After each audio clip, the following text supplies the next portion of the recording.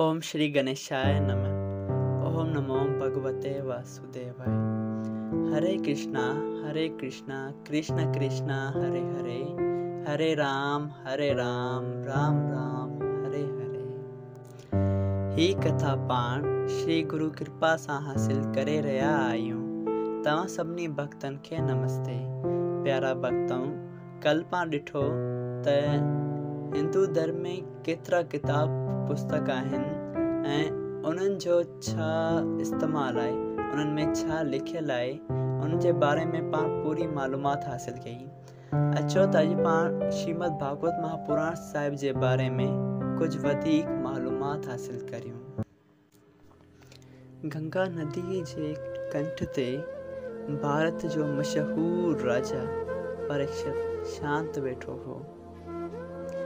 गंगा जे निर्मल नीर पियो निहारे।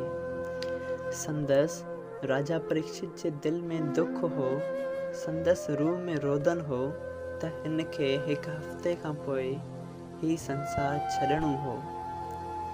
पाण खे पियो चवे त मुंहिंजो वक़्तु भरिजी आयो आहे, मूं का बि कमाई कई की न आहे। अखियुनि ते पर्दा चरियल अथमि, दिल में दाग़ अथमि, ज़ंजीरनि में जकड़ियल आहियां।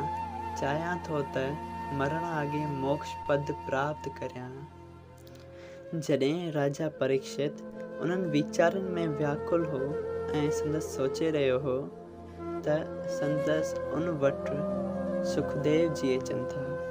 सुखदेव जी जहिड़ो ॿियो को नौजवान हिन दुनिया में न पैदा थियो आहे ऐं न वरी पैदा थींदो।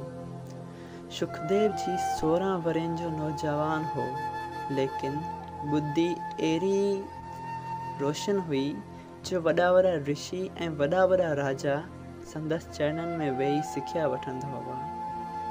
सुखदेव जी जे तन ते कपिड़ा कीन हुआ, छो त हू आत्मा आहे।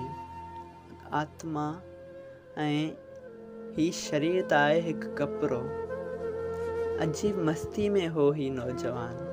हिन अजीब नौजवान जे मुख मां राजा परीक्षित श्रीमद भागवत महापुराण साहिब जी कथा ॿुधे थो। संदसि दुख दूर थियनि था, सिंसा मिटिजी वञनि था ऐं संदसि अंदर में अजीब आनंद उत्पन्न थिए थो ऐं मरण अॻे मोक्ष पद खे प्राप्त करे थो। सभई चओ जय भागवत पुराण। श्रीमद भागवत साहिब आत्मिक ज़िंदगीअ जो रूह आहे। श्रीमद भागवत साहिब भक्ति ऐं ज्ञान जो मेलाप आहे। ज्ञान अखरनि जी ॻाल्हि कीन आहे, ज्ञान त सचो ज्ञान आहे। जोत अंदर जी रोशनी, ऐं उहा रोशनी तॾहिं चमके थी जॾहिं हिर्दो दिल साफ़ थिए थो ऐं मन शीतल थिए थो। इंद्रियूं ज़ाब्ते में अचनि थियूं, मतिलब त काबू में अचनि थियूं, तॾहिं ही ज्ञान हासिल थिए थो। ऐं जॾहिं श्री कृष्ण भॻवान श्याम सुंदर जे चरणनि जो दर्शन थिए थो, तॾहिं दिल जे दर्पण में जोत चमके, उहा जोत आहे ज्ञान।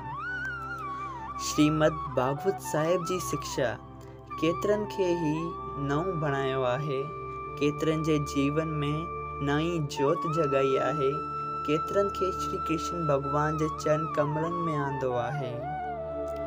हिकु अंग्रेज़ प्रोफेसर हो, उन हिकु मौक़े ते चयो त in the whole body of the Hindu scriptures I know of no book which may be equal to the Bhagavatam Purana. मतिलब त हिंदू शास्त्रनि मां ॿियो को बि पुस्तक कीन सुञाणा जंहिं जी श्रीमद भागवत साहिब सां भेट करे सघिजे। बेशक श्रीमद भागवत महापुराण साहिब हिकु लासानी ऐं बेमिसल शास्त्र आहे। श्रीमद भागवत साहिब में वेदनि ऐं उपनिषदनि जी सिख्या सवले नमूने सम्झायल आहे। श्रीमद भागवत साहिब में ॾिनल आहे अवतारनि जूं आखाणियूं, संतनि ऐं सतपुरखनि जूं आखाणियूं, भक्तनि ऐं राजाउनि जूं आखाणियूं, जिन आखाणियुनि में वेदांत जो तत्व समायल आहे। श्रीमद भागवत साहिब उहा सिख्या आहे जा पवित्र पुनीत जो बि हिन सिख्या जो थोरो बि वीचार करे थो वो पाण पवित्र थी पवे थो। श्रीमद् भागवत साहिब जी महिमा ऊंची आहे। श्रीमद् भागवत साहिब में श्री कृष्ण भगवान जो ज़िक्र ॾिनल आहे। श्री कृष्ण केरु हो?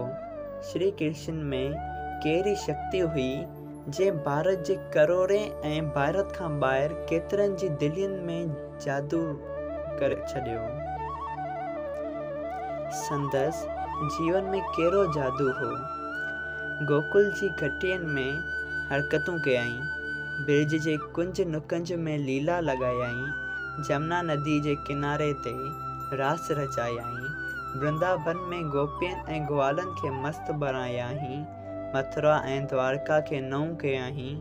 मंझसि कहिड़ी शक्ति हुई, कहिड़ो जादू हो? घणाई भक्त प्रेम में भरिजी भगवान श्री कृष्ण खे चवनि था त ए जोगी जादूगर, तुंहिंजे जीवन में छा हो? तुंहिंजी मुरलीअ में छा हो? तुंहिंजे अखरनि में छा हो? तुंहिंजी अखरियुनि में छा हो? अञा सम्झी कीन सघियो आहियां। श्री कृष्ण केरु हो? इन सवाल जो जवाब श्रीमद् भागवत साहिब में ॾिनल आहे। कृष्णस्तु भगवान स्वयं, मतलब त कृष्ण आहे भगवान पाण। कृष्ण अखर जी मायना आहे जो छिके, छिकींदड़। सो मतलब कृष्ण उहो जो सभिनी खे छिके, पाण ॾे छिके। ईअं न सम्झो त श्री कृष्ण भगवान 5000 साल अॻु हिन धरती ते आयो ऐं पंहिंजी लीला जो लुत्फ़ वठी वापसि हलियो वियो।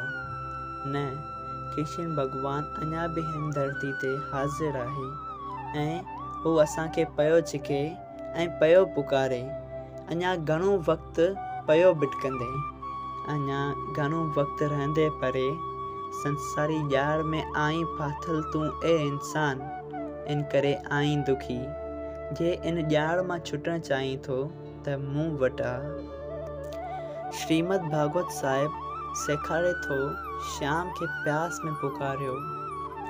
उन श्री कृष्ण भगवान सां को न को नातो, को न को रिश्तो बणायो, भाउ ठाहियो, पति ठाहियो, पिता ठाहियो, मित्र ठाहियो, को न को रिश्तो ज़रूरु ठाहियो ऐं प्रेम ऐं प्यास सां पुकारियो।